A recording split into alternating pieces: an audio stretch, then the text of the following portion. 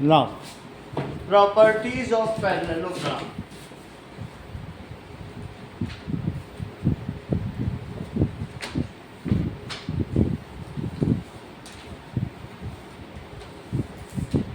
तो पैरेललोग्राम जिसकी both pair of opposite sides equal हो उसे क्या कहेंगे?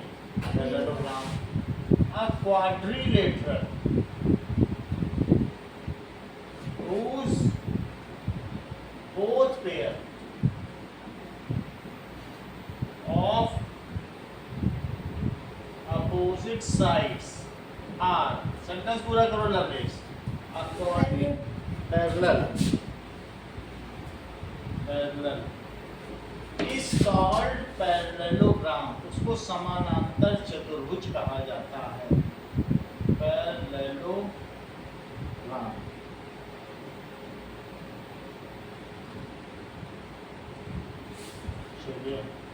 तो ए बी सी डी, यहाँ एक पैरेललोग्राम है। इसकी प्रॉपर्टीज देखो। पहली प्रॉपर्टी क्या है?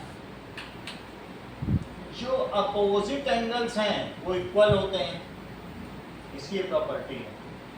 Opposite angles are equal in parallelogram. जैसे कि एंगल बी प्रत्युष किसके इक्वल है? एंगल बी के बराबर, और एंगल ए एंगल सी के इक्वल है। ये वाला इसके इक्वल है। दूसरी प्रॉपर्टी है एडजेसेंट, जो आसपास के एंगल होते हैं उन दोनों का सम 180 होता है। ये कोइंटीरियर है, ये और ये। That is adjacent angles are supplementary. Supplementary का क्या मतलब होता है? सही है, यानी कहने का मतलब है ए बी सी डी, तो ए और बी को अगर जोड़ा जाए तो ये एडजेसेंट है। तो मुझे बताओ angle A plus angle B कितना आ जाएगा? बताओ हेमंत। ए और बी का सम, हाँ ए बी का सम। ये भी तो कोइंटीरियर है क्योंकि दो पैरेलल लाइन और ये जा रही है, तो कोइंटीरियर का सम कितना होता है? 180 होता है कि नहीं? 180। नाउ बी और सी, लवलेश, बी और सी का क्या सम होगा? क्योंकि ये भी कोइंटीरियर, ये दो पैरेलल लाइन कट कर रहा है। 180। आपका क्या नाम बेटा? सर अंकित। अंकित बताओ सी और डी का सम क्या होगा? सर 180, क्योंकि ये भी एडजेसेंट है और ये सप्लीमेंट्री है। और एंगल्स डी और ए का सम, क्योंकि ये सारे कोइंटीरियर, ये कोइंटीरियर, ये और ये। ठीक है। थर्ड प्रॉपर्टी देखो, डायगोनल्स ऑफ पैरेललोग्राम।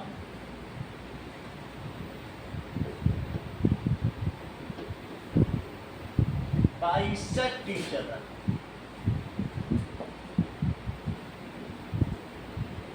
यानी अगर ये पैरेललोग्राम है तो इसका ये डायगोनल और ये डायगोनल एक दूसरे को हाफ हाफ कर रहे हैं। ये इसको कट कर रहे हैं तो इसको हाफ कर दे रहा है और ये खुद भी हाफ हो जा रहा है। बाइसेक्ट यानी आधा। तो इसका मतलब है कि ए बी सी डी और ये सेंटर ओ है, पॉइंट ऑफ इंटरसेक्शन। तो एओ किसके इक्वल हुआ प्रत्युष? ओसी। सही है। और पीओ यानी बाइसेक्ट होना। ये भी इसकी प्रॉपर्टी है। नौ एक और चीज है कि चौथी चीज दैट इज कि डायगोनल ऑफ पैरेललोग्राम, ठीक है, divide it into two congruent triangles। तुम लोगों ने 7th में एक चीज पढ़ी होगी, कॉन्ग्रुएंट ट्रायंगल्स। तो ऐसे ट्रायंगल कि जिनको एक दूसरे पे रख दो तो वो बिल्कुल एक दूसरे को सुपरपोज कर लेते हैं, हाइड कर लेते हैं। इसको इसके ऊपर रखो, बिल्कुल ऐसा ही है, ये इसके इक्वल, ये इसके इक्वल, ये, और साथ में इनके एंगल्स भी इक्वल होते हैं। तो मेरा कहने का मतलब है कि अगर मैं किसी पैरेललोग्राम में एक डायगोनल ड्रॉ करूं तो क्या होगा, इससे जो दो ट्रायंगल बनेंगे वो बिल्कुल कॉन्ग्रुएंट है। सही है? मतलब क्या है? देखो, ये साइड लवलेस किसके इक्वल होगी? ये साइड किसके इक्वल होगी? इसके किसके? ये साइड इसके इक्वल होगी, क्योंकि पैरेललोग्राम में अपोजिट साइड इक्वल होती है, बात तुम जानते हो। ये साइड किसके इक्वल होगी? इस वाले के। और ये तो दोनों में है तो इक्वल होगी ही होगी, इसका तो सही है। ये एंगल किसके इक्वल होगा? तो ये इसके इक्वल हो गया। ये एंगल इसके इक्वल क्यों होगा? कॉरेस्पॉन्डिंग। पकड़ लिए तुरंत, इसका अल्टरनेट है, जेड बन रहा था। देखो प्रत्युष ने बहुत अच्छा पकड़ा, कल उन्होंने मुझे सिखाया था कि जान गए कि अगर जेड बने तो एंगल इक्वल होता है कि नहीं। तो ये एंगल प्रत्युष इसके क्यों इक्वल है? लेफ्ट में करस्पॉन्डिंग पे रुक गए तो रुक ही गए तुम। बता ना, जेड बन रहा है तो जेड बनता है तभी तो ये इसके इक्वल है। ये वाला इसके क्यों इक्वल है प्रत्युष, आप ही बताओ। ये कॉरेस्पॉन्डिंग। ये बहुत अच्छा बता, तुरंत पकड़ लिए। ऐसे गया और ऐसे गया, ऐसे बता दिया अल्टरनेट है, तुरंत पकड़ेगे नहीं। ऐसे ऐसे ऐसे सब चीज हटा दो, अगर तुमको ऐसी दिक्कत हटा लिया। अब तो जेड लग रहा है, लग रहा कि नहीं जेड, तुरंत ये पकड़। ये एंगल इसके क्यों इक्वल? बोलो। ये कॉरेस्पॉन्डिंग। करस्पॉन्डिंग में तुम तो रुक ही गए ना, कोई है ही नहीं है करस्पॉन्डिंग, तुम करस्पॉन्डिंग से ही नहीं है तो तो एफ कहाँ से बना? एफ कहाँ से बना? एफ कहीं से नहीं बन रहा। एफ बनता तो करस्पॉन्डिंग होता, एफ है ही नहीं, कहीं सब जेड बन रहा है कि नहीं। और देखो अभी फिर से समझाएंगे, नहीं समझ में आएगा तो फिर से बता देंगे। ये एंगल ये इसके क्यों इक्वल है? बोलो प्रत्युष। ये कॉरेस्पॉन्डिंग। तो करस्पॉन्डिंग छोड़ ही नहीं रहे हो, कैसे छुड़वाया जाए तुमसे? लो जेड बन गया। करस्पॉन्डिंग होता ही नहीं, यहाँ कहाँ करस्पॉन्डिंग? तो अल्टरनेट इंटीरियर को कैसे पता लगाएंगे? अल्टरनेट अगर जेड बने, एक का इधर एक का उधर जेड हो जाए, सही है ना। और इसको भी हमने बताया, ये वाला ये इसके क्यों इक्वल है? वो फिर जेड बन रहा, बीच वाली लाइन के एक इधर और एक इधर, सही है। तो बताओ, तुम्ही ने बताया कि ये इसके इक्वल, ये इसके इक्वल, ये कॉमन, ये एंगल इसके इक्वल, ये इसके इक्वल। तो क्या दोनों ट्रायंगल के तीनों एंगल इक्वल हैं? यस। और तीनों साइड भी इक्वल हैं, तो कॉन्ग्रुएंट हुआ कि नहीं हुआ? तो एक ये भी प्रॉपर्टी है, ये कॉन्ग्रुएंट हो गए। कैसे हो गए? कॉन्ग्रुएंट। अब जरा देखो, एक और प्रॉपर्टी है फिफ्थ क्या प्रॉपर्टी है? Opposite sides of parallelogram. ये कैसी होंगी? बोलो, सेंटेंस पूरा करो। अंकुर नाम है, अंकित बोलो। Opposite sides of parallelogram are always equal. देखो, opposite sides of parallelogram, parallelogram ऐसे भी लिखा जाता है, पैरेललोग्राम आर इक्वल। कहने का मतलब है कि ए बी सी डी, तो ए बी किसके इक्वल? सी डी के। और ए डी किसके इक्वल? बी सी के। तो ये 5 प्रॉपर्टी आपको पेपर में लिख के दिखाना, देख लो। प्रत्युष तुम्हारे लिए, अगर मैं ये लाइन ऐसे बढ़ा देता तब तुम करस्पॉन्डिंग करते, और अगर ये इसके साथ लेता तो लीनियर पेयर थे। अगर इसको इसके साथ देखा तो अल्टरनेट, ये इसके साथ करस्पॉन्डिंग है, ये इसके साथ लीनियर पेयर है, और ये इसके साथ अल्टरनेट। जहां जेड बन रहे हो वो अल्टरनेट, अगल बगल हो तो लीनियर पेयर, और सेम फेस हो तो करस्पॉन्डिंग। बात समझ आ गई?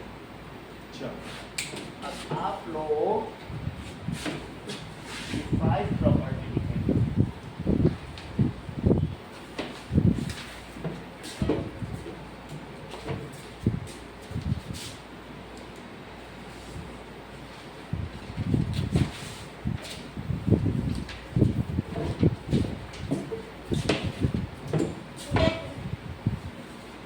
चलो, क्वाड्रिलेटरल क्या है? जिसका both pair of opposite sides are parallel. Quadrilateral यानी आपको डिफाइन करना है, डिफाइन पैरेललोग्राम को उसकी 5 प्रॉपर्टी है। पहली प्रॉपर्टी लिखना, दूसरी प्रॉपर्टी लिखना, तीसरी प्रॉपर्टी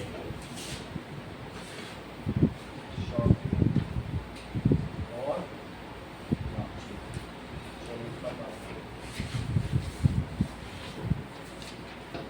एक मैंने लिख दिया है, बाकी तुम्हें फिलअप करना है।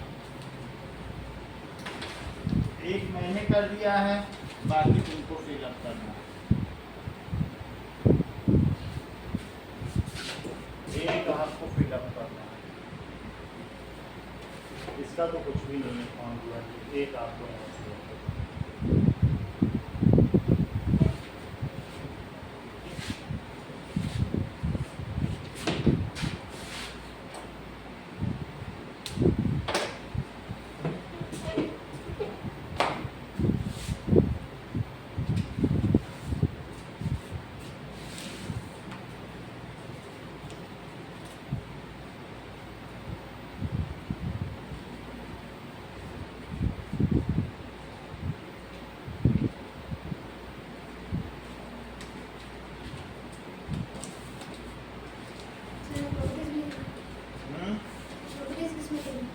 प्रॉपर्टीज, ये प्रॉपर्टीज लिखो।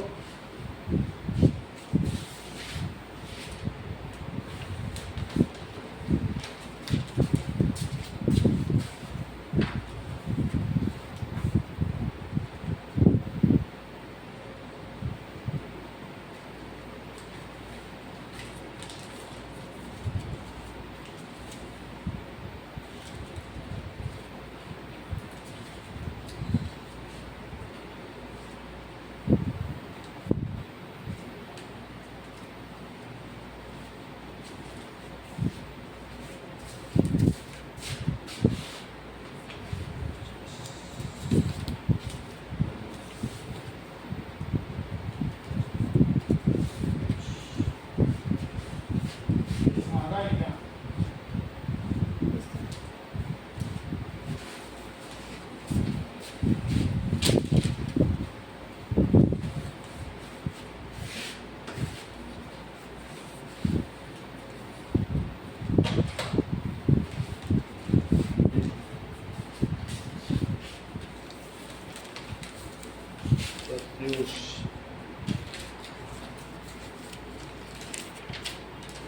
Lovelace,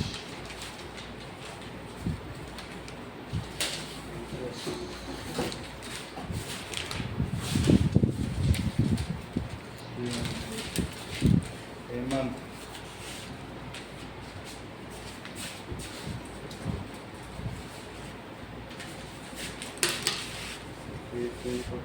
दे रहे हैं।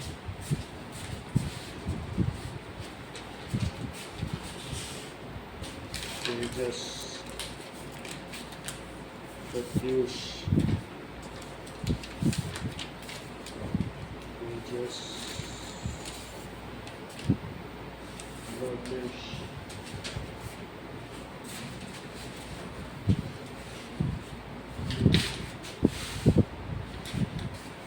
लाइक लोकेश विद्युत,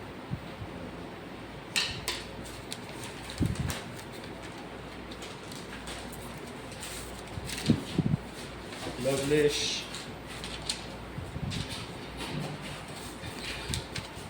प्रत्युष,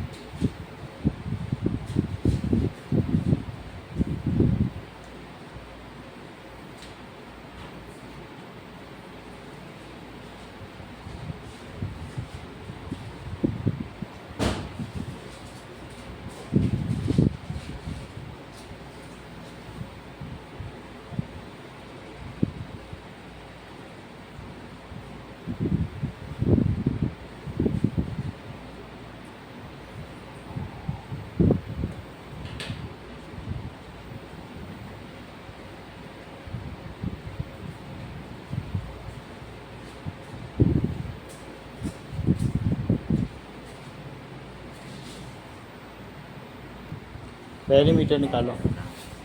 तो it is given that parallelogram PQRS, parallelogram में ये बात हमें पता है कि इसकी अपोजिट साइड्स इक्वल होती है, यानी ये इसके इक्वल और ये इसके equal, that is PQRS।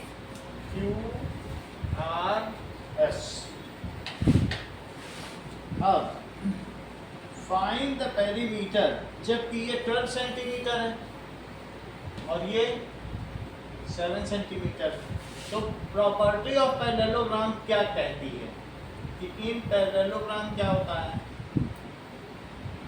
Opposite sides क्या होती हैं बताइए। इक्वल भी होती है, पैरेलल तो होती ही हैं और साथ में क्या होती हैं, तो PQ किसके इक्वल हुआ बोलो।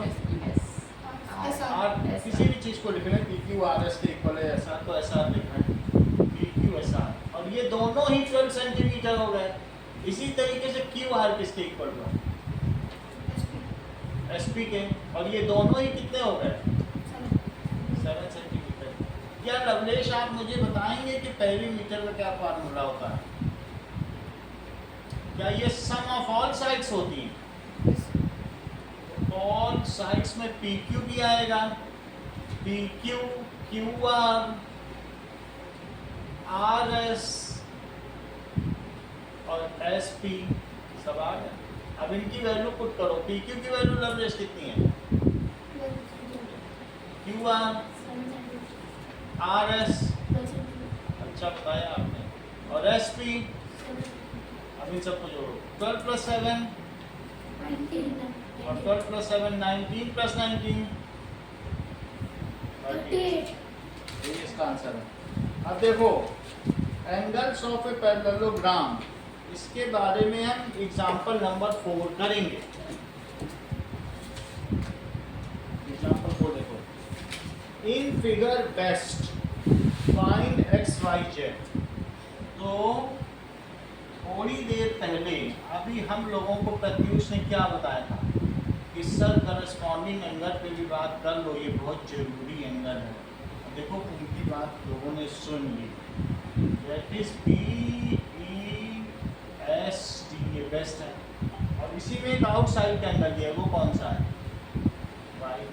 तो क्या आप मुझे बताएंगे लवलेश कि y किसके इक्वल होगा और क्यों होगा, बताओ। और ये दोनों x और y क्या हैं आपस में, F बन रहा है। देखो इस इधर y है और इधर x, ये आपस में क्या है कि नहीं, यही बता रहे थे नहीं। तो अब यहाँ पर PEST में x = y, y किसको करस्पॉन्डिंग एंगल्स। हेमंत x किसके इक्वल है, यानी ये एंगल किसके इक्वल है, क्यों क्यों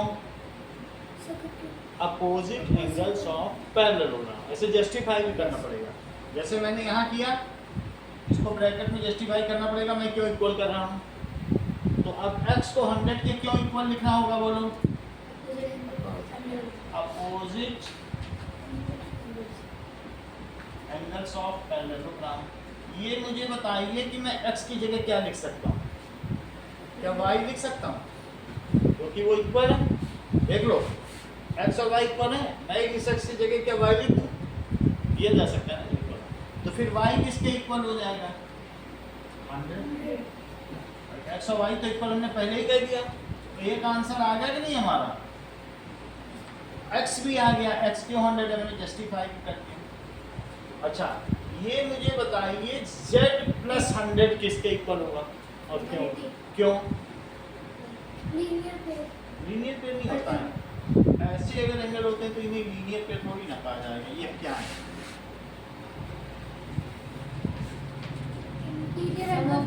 को इंटीरियर एंगल, दैट इज सही है ना, सह अंतःकोण, क्या कहा जाएगा, सह अंतःकोण।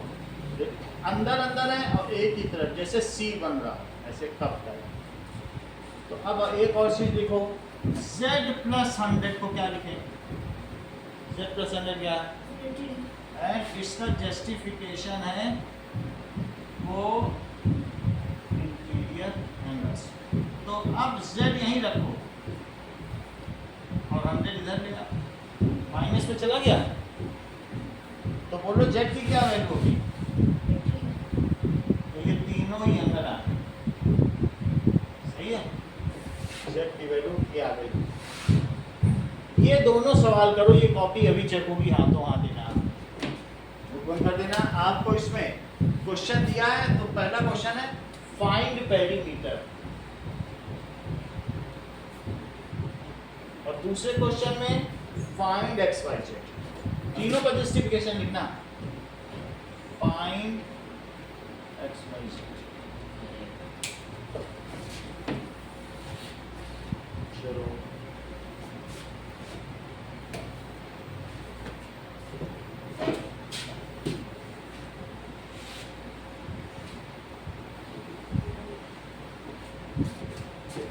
ये हटा देंगे, नोट कर लेंगे, हो गया।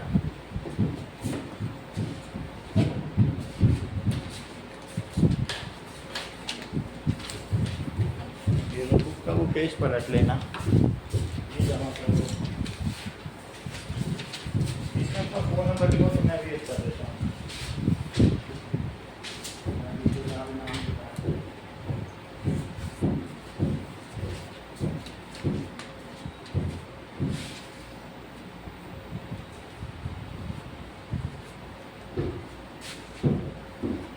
हटा दो।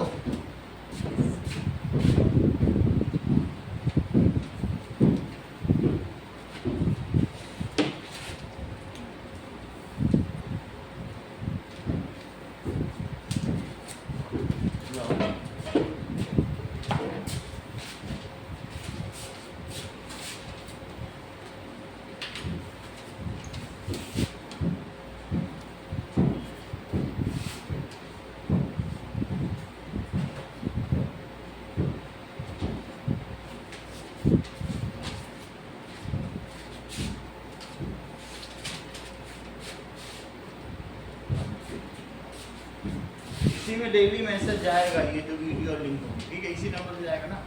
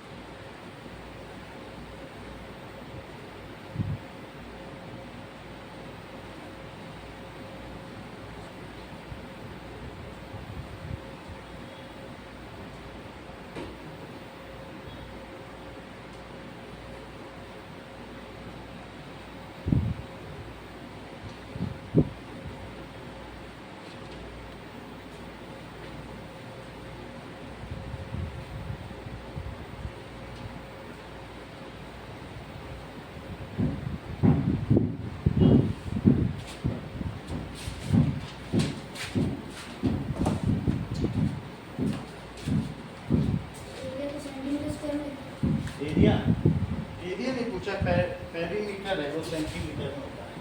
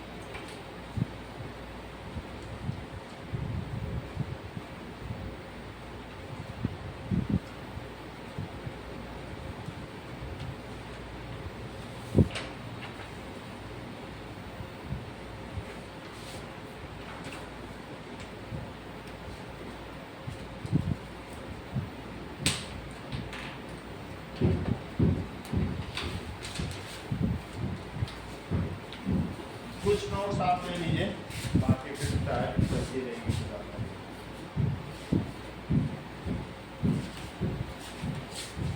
सर वो सेकंड चैप्टर का math second pair of linear equation.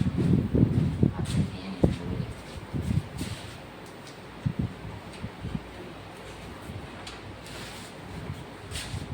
वहीं साथ आपको भी मिल गया। किसी को नहीं? आप भूल गए। अच्छा,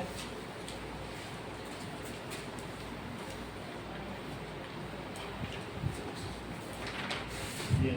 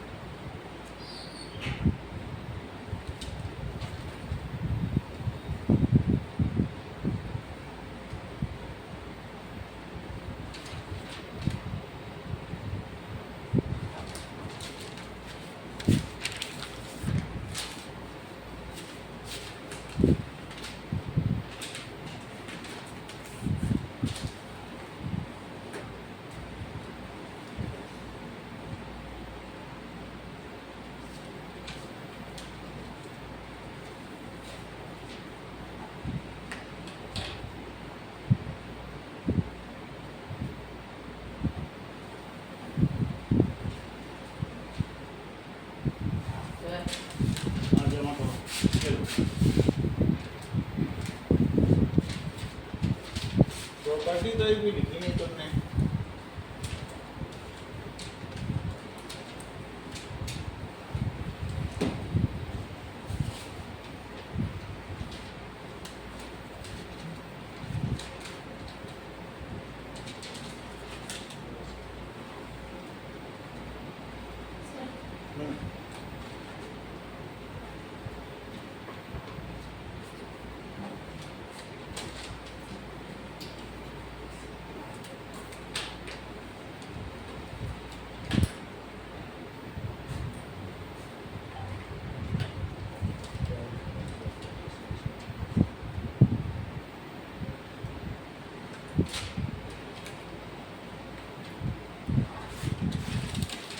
जमा करो।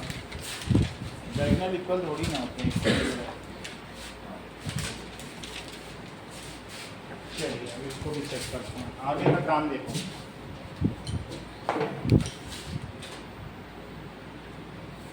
की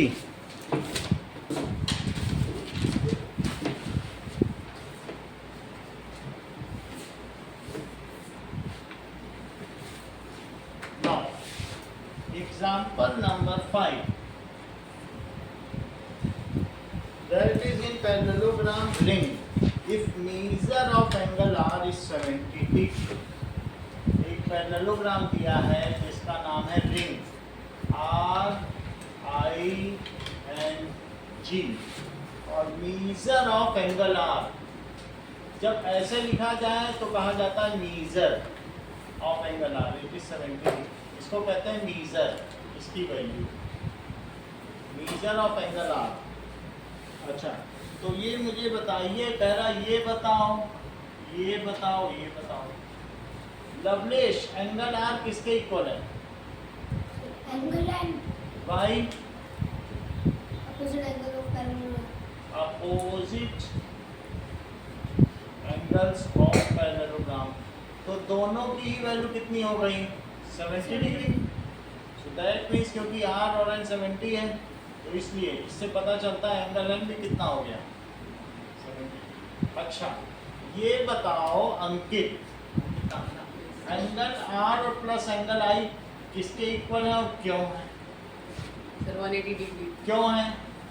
sir the sum of sides are 180 degree. सही है। कोई साइड ना बोला क्लोजर एंगल की बात हो, को इंटीरियर एंगल्स, एंगल्स की बात हो रही ना।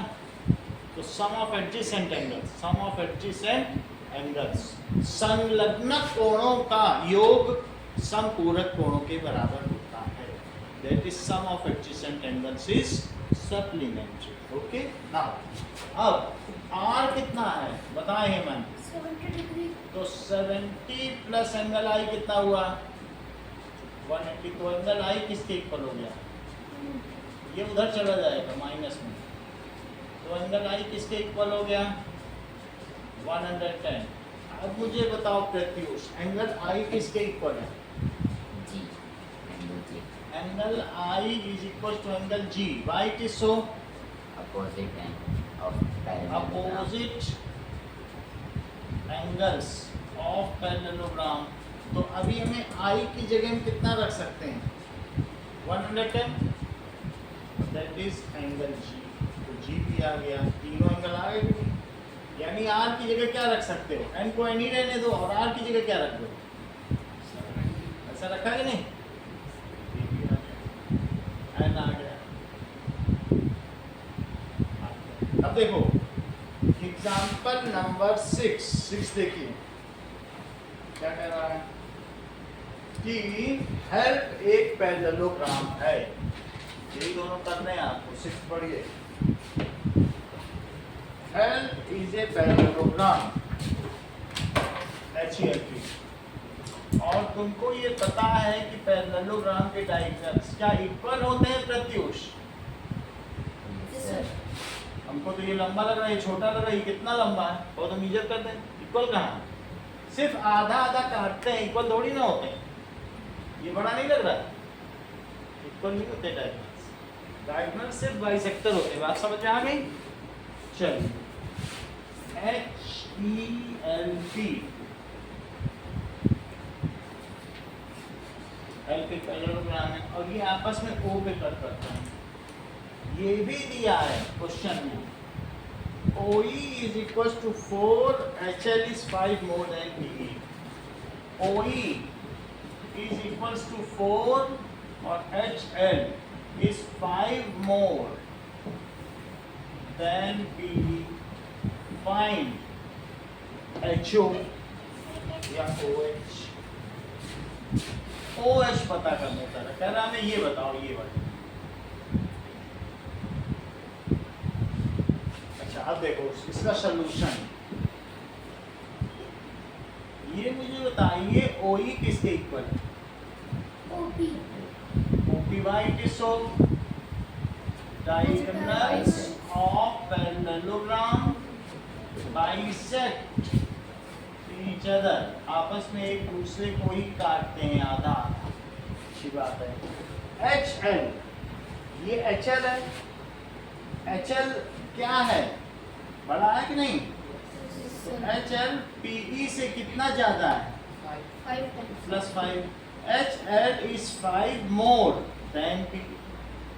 ठीक, क्या आप मुझे बताएंगे कि पीई की जगह क्या लिखा जा सकता है? पूरे पीई को क्या आप इसे पीओ प्लस ईओ लिख सकते हैं? बोलो नवलेश, क्योंकि पीई तो उन दोनों का सम है ना, पीओ और ईओ का। और बोलो पीओ कितना है? पीओ दिया गया है? नहीं दिया, लेकिन ओई तो दिया है। अगर ओई 4 है तो बताओ ओपी कितना हुआ? 4. क्योंकि जो ओई होगा वही तो ओपी होगा, 4 दिया है तो वो भी 4 हुआ। तो मैं भी दोनों की जगह 4 बोल रहा हूँ। एच एल क्या हुआ? 4 प्लस 4 8. और प्लस 5। एच एल को तुम क्या कहते हो? एच एल को क्या 2 टाइम्स एच ओ कह सकते हो या ओ एच? क्योंकि जब ये आधा आधा है तो आधे का डबल होता है। पूरी रोटी आधी रोटी की डबल होती है, तो पूरी साइड आधी साइड की डबल नहीं होगी। तो एच एल को क्या तुम 2OH लिख सकते हो? ये बात नवलेश तुम्हें समझ में आई? नहीं समझ में आई तो एच एल को तुम ऐसा लिखो कि HO प्लस LO, ये तो लिख सकते हो। OH प्लस OL, और इन सबको जरा जोड़ो, 9 हो गया। अच्छा, क्या तुम OL को OH ही समझते हो? चेक करो, क्या डायगोनल एक दूसरे को आधा आधा काटते हैं क्या किसी पैरेलल का? मेरा कहने का मतलब है जो ये है क्या वही ये भी है। तो तुम यहाँ लिखोगे कि OH is equals to OL, why? Because diagonals of parallelogram bisect each other। तो क्या मैं अब दोनों की जगह ही OH लिख दूं? सही है, तो क्या 2OH हो गया? तो 2OH की वैल्यू 9 हो गई। तो क्या आप मुझे बताएंगे लवलेश OH की क्या वैल्यू? ऐसा नहीं होता, जो मल्टीप्लाई में होता है वो डिवाइड में जाता है। मल्टीप्लाई की इधर की चीज उधर जाएगी तो क्या मल्टीप्लाई होगी? नहीं। तो क्या हो जाएगा बताओ? 9/2। ये चीज आ गई, समझ में आया? पहले हमने क्या किया, ये 4 था तो इसे भी 4 मान लिया। फिर हमने जो दिया था वो लिखा कि HL किसके इक्वल है? PE से 5 ज्यादा। लेकिन PE क्या है? PO plus EO। PE क्या है? PO प्लस PO भी 4 है, EO भी 4 है, क्योंकि वो एक डायगोनल के 2 हिस्से हैं। इधर 9 आ गया। लेकिन अभी अभी लवलेश ने बताया कि सर जैसे आपने PE को PO प्लस EO लिखा है, वैसे HL को भी LO प्लस HO लिखो। तो इनके कहने पर मैंने HL को क्या लिख दिया? HO प्लस LO, और दोनों को फिर HO ही लिख दिया। तो 2OH हो गया कि नहीं? सही है। इसको ध्यान से देखो, दोनों सवाल कर लोगे तो इनाम। चलो तब तक हम ये कॉपी आपकी चेक कर देते हैं। ये लो,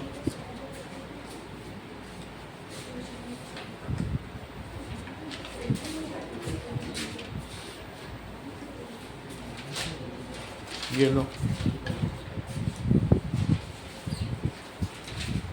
So find measure of all other angles। Angle R दिया है और अब आपको करना क्या है? फाइंड, सबके जस्टिफिकेशन लिखना है।